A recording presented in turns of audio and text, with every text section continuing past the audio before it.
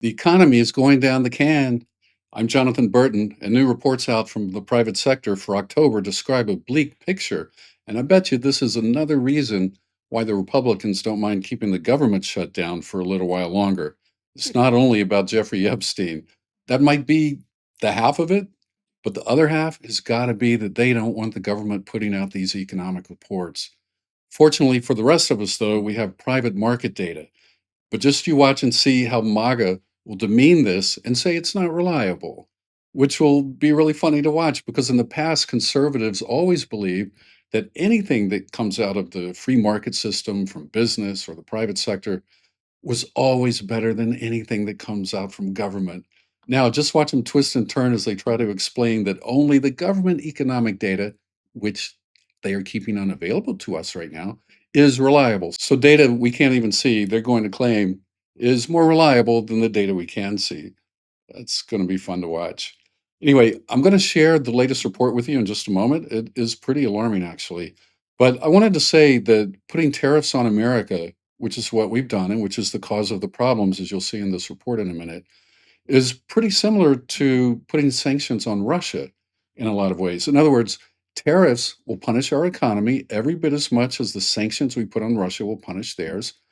But just like in the case of Russia, the effects of it won't be felt right away. It takes time, for these effects to filter down and seep through, and work their way down through the system to where real people start to feel it. I remember when we first put sanctions on Russia shortly after the war started in 2022, and almost within 24 hours, there was a rush of Russian YouTubers who speak English who produced videos saying, "Hey, look, nothing happened, everything's the same." Some would go outside and show you, "Hey, look, there's still people in the streets. There's nothing going on here." Some would go to the mall and show you their products still on the shelves. "Look, we still have products. They banned all these companies, but we can still buy cake and sheets and all the things we used to buy." Um, and I thought to myself, but it's only been 24 hours. You got to give them time to work. And, we've heard MAGA this year saying, tariffs haven't hurt us. Look, the economy's doing great. I haven't lost my job. Well, within a month in Russia, about a month after we put on those sanctions, these same YouTubers would go to a grocery store and just show you, hey, the prices haven't gone up. They're the same as they were before. No inflation here. And they would proudly proclaim that all was well and good within the Soviet motherland and that the sanctions will have no effect. Well, fast forward to today, and the Russian economy, it's just about done. I don't know if you've been keeping up with it, but I watched this. And the Russian economy, it's on its last leg. And sanctions played a big role in that. I, I predict we're going to see sometime in the coming months a real significant kind of collapse in Russia that we weren't expecting to see. And the mainstream media will be the most shocked of all. But people watching the story closely, we're not going to be surprised. Anyway, that's kind of how it's been with tariffs, though, right? All the MAGA people proclaiming the like the economy's doing fine and then the stock market's going up and tariffs haven't hurt us none. Well, but if anyone knows anything about our economy, the stock market is not the best barometer. A rising stock market doesn't always mean, something good for business, especially looking forward. But, that's what happens when you bring incompetent people into government. This is what happens when you put a bunch of vulgar, coarse, and profane people in charge of the country. And I'm talking to MAGA, the people who voted for Trump. Um, you liked that he expressed your hatred for immigrants. You liked that he hated the same people you did. It was all emotional. It was emotional. Whenever I tried to talk to somebody rationally about real issues and how to solve certain problems. Like I would talk to people and ask them, "What about healthcare?" Well, we got to get rid of Obamacare. Okay, and replace it with what? Well, I trust him. I know he'll come up with something. During the campaign, he said he had a concept of a plan, and after he was shortly installed into office in January, he said, "Well, he'll come out with something in a couple of weeks." The reason he won't tell us what the plan is because there is no plan. Because if you know about the healthcare market, there can't be a plan in the way that they're thinking of it. The types of solutions Republicans would have would just be completely unworkable. And Obamacare, we will all be thankful that that came into force, even though sad to say, I was one of the people in the Tea Party back in, I think, I don't know, 2010, 11, whatever it was. And I was fighting tooth and nail against it. I didn't want no socialized medicine in my country, but I have had a complete change of heart on that. And I might do an episode one time and talk about that. But anyway, as The Atlantic observed today, the United States is now a nation run by public servants who behave no better than internet trolls, deflecting criticism with crassness and obscenity. Yeah, and that's because they got nothing else. They got nothing else. They don't have rational arguments. They don't even have enough knowledge to have a rational argument or to understand what's going on or how things work. So all they have left are insults. For crying out loud, Trump and all his followers now think that tariffs are paid by foreign countries and that we're just reeling in trillions of dollars of free money. That's the depth of their understanding, and that's why we're in this trouble now. You think, well, I'm not in trouble. I still got my job. We are in trouble, and I'm going to show you. Let's look at this report from MarketWatch today. Business continues to be severely depressed. Depressed? Oh, you didn't know it was depressed, right?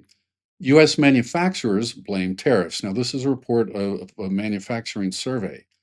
American manufacturing contracted for the eighth month in a row, a new survey showed.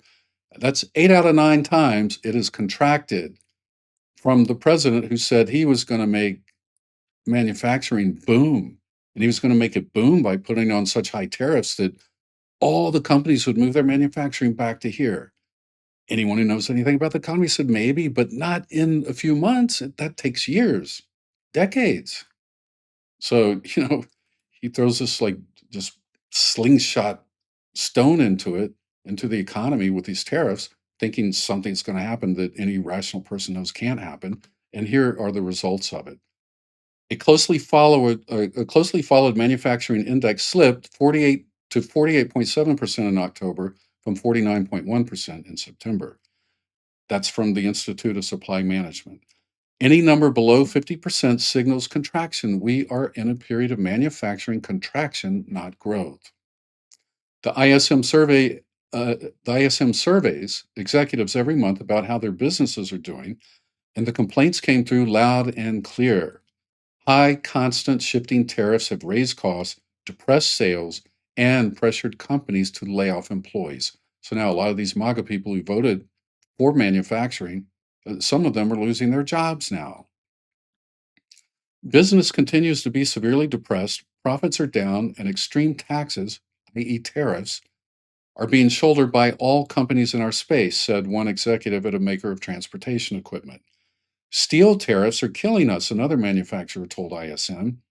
The tariffs are still causing issues with imported goods into the U.S. An executive at a chemical maker said the inflation issues continue. Okay. Now, it goes from bad to worse. New orders have contracted for the eighth time in the past 9 months. Manufacturers trimmed the size of their labor force. Employment hasn't grown since January. We are continuing to find ways to reduce overhead, i.e., letting go of experienced workers, the transportation executive said. This is such a serious problem. People understand. I want to say people don't understand, but by people, I'm referring to MAGA people. They don't understand the value of human capital, of human experience in the workplace and in the government force, the government workforce. All these people they fired out of the government, they just let so much, like hundreds of years of experience walk out the door. And that cannot be replaced overnight. And same in the private sector. These private companies laying off these people, they're going to go somewhere else. And by the time things recover and they need people who know what they're doing again, they're not going to have them. And more manufacturing is going to leave our country. Don't vote on emotion. You hate a group of people and this candidate hates the same group and that makes you feel good. So you vote for him. We're all going to pay the price in a worse economy and fewer jobs, more people fired, lots of unemployment, lots of inflation. We're all feeling it. We're beginning to feel it already. The absence of critical U.S. economic reports due to the government shutdown gives even greater weight to private sector measures such as the ISM surveys. And what they find is not good news, which is probably an incentive for Trump and company to keep the government shut down a while longer. The US industrial base is not as big as it once was, and the economy is now dominated by services. Yet tariffs are still hurting a key sector that employs nearly 13 million people. Manufacturing employs nearly 13 million people in this country, which is about 10% of our workforce. And it contributes significantly to gross domestic product. Tariffs are weighing on everything, said Susan Spence, chair of the survey. It all needs to settle down. The comments from individual respondents suggest that firms are exhausted by all the back and forth on tariffs since the beginning of April and are suffering mightily as their customers have pulled back significantly. This is all bad, all bad. The tone is about as bad as it has ever been at this point in the year. All right. So there you have it. MAGA's economic ignorance is catching up with us. The free market they once revered is now telling a story they can't suppress. The economy is slowing, manufacturing is bleeding, and the people they claim to fight for are the ones paying the price. And while they keep yelling about winning, the numbers are saying otherwise. So if you're a MAGA supporter and you've lost your manufacturing job this year, I hear a lot of new, very good farm jobs have opened up lately. So good luck with that. But anyway, at least the immigrants will be gone, right? All right. I'm Jonathan Burton. I appreciate you watching. That's it for today, and I will see you next time.